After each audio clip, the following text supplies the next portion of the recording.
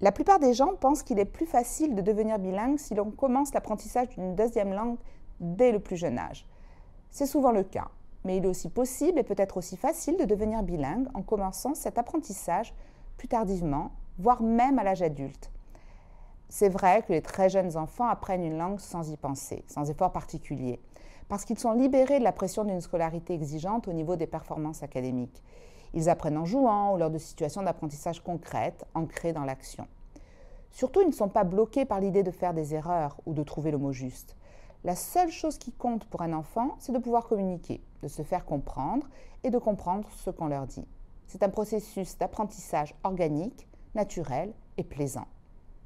De plus, et même si la recherche n'a pas encore démontré qu'il existe une période critique pour l'apprentissage d'une deuxième langue, il est évident que plus les enfants commencent jeunes, plus ils ont de facilité pour acquérir la prononciation d'un locuteur natif. Ceci dit, d'un autre côté, les enfants plus âgés, les préadolescents, les adolescents et les adultes ont des compétences cognitives plus développées et plus sophistiquées, que ce soit au niveau du traitement de l'information, de leur capacité d'analyse ou encore de leur capacité de mémorisation. Ils ont ainsi tendance à apprendre une deuxième langue plus rapidement que les enfants très jeunes.